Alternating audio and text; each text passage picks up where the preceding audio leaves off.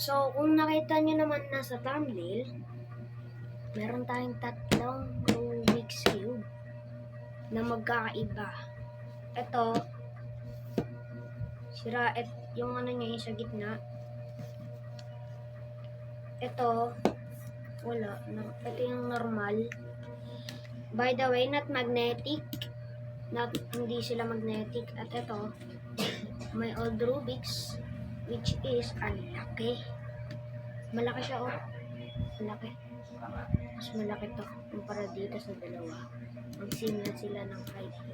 Old Rubik's Cube ko to.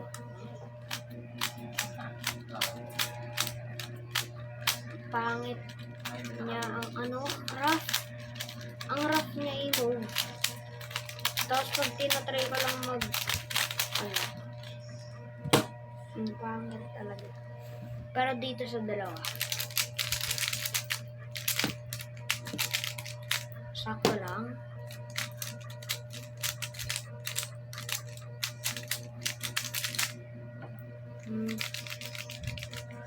Okay lang din.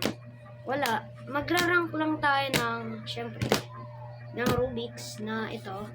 At check natin kung alin ang pinakamaganda. Ito, o ito na yan. Talagang worst to. Pero, mamaya check pa rin natin. Wala akong pause. Dahil, wala.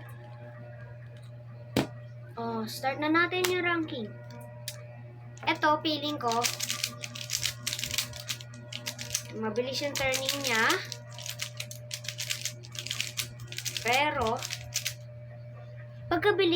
nung pagkabili nito, meron siyang ganito sa green.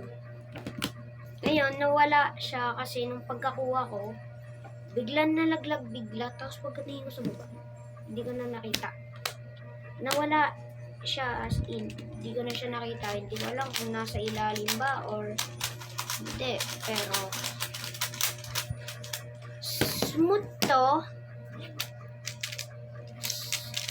Smooth nga siya. Pero, wala siyang cups eh. Ang pangit niya pag parang wala. So, siguro second lang to. Ay, sa corner twist, okay lang naman. Okay lang. By the way, hindi ito nagka-corner. Ay, nagka-corner cutting siya. Ay, hindi ba? Nagka-corner cutting ba? Ay lang, mahina na yung corner cutting niya. Dati, nilakas ng corner cutting na ito. Ito ngayon, oh. Oh, hina. Hina na ng corner cutting, tsaka ito din. Oh, ito din, oh. Ang hina na ng corner cutting. Pero, ito ang pinakamalala. Hindi talaga ito nagka-corner.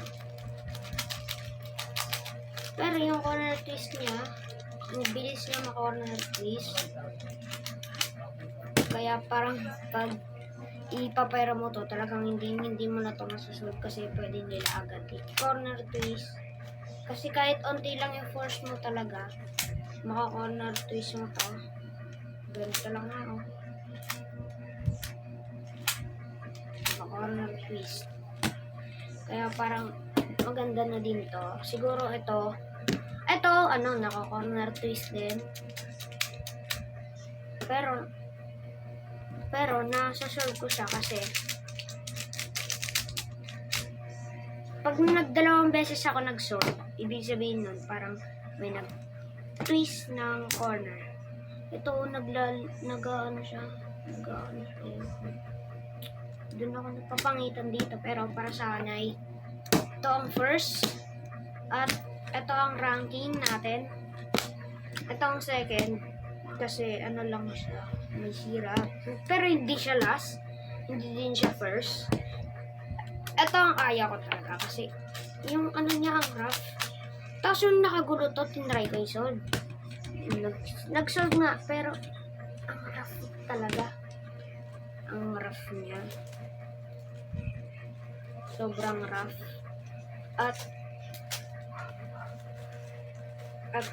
dahil sa rough ng ano niya, Dahil sa sobrang rough niya,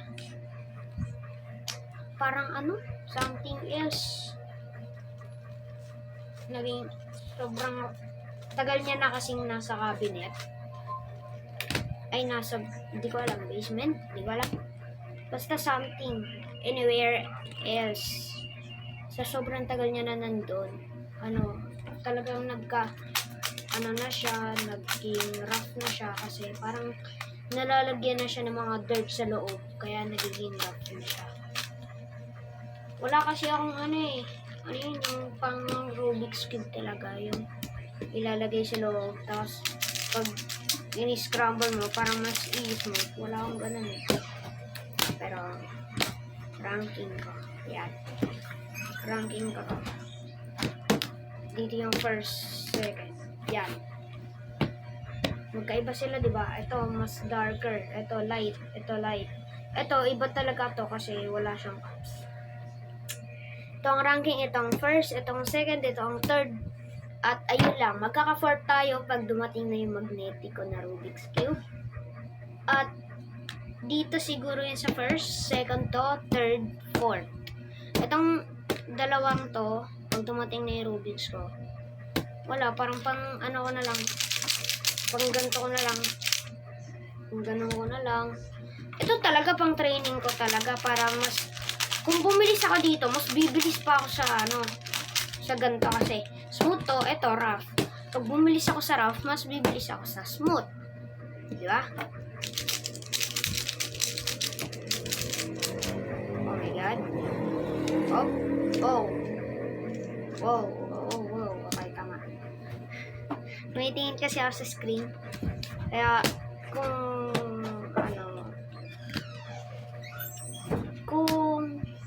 tawag doon?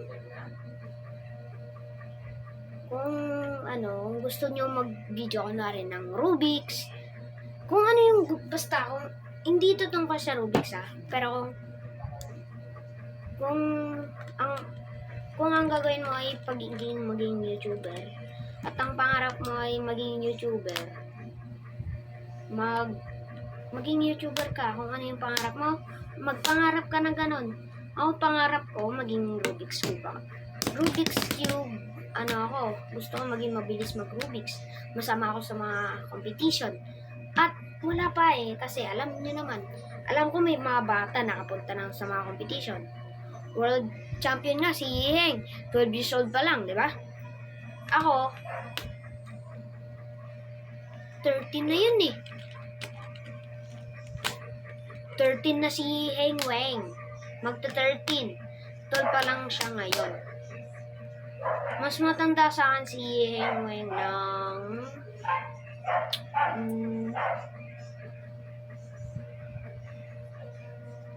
what? Mas matanda siya sa akin ng 11 months. 2013 siya 2014 ako.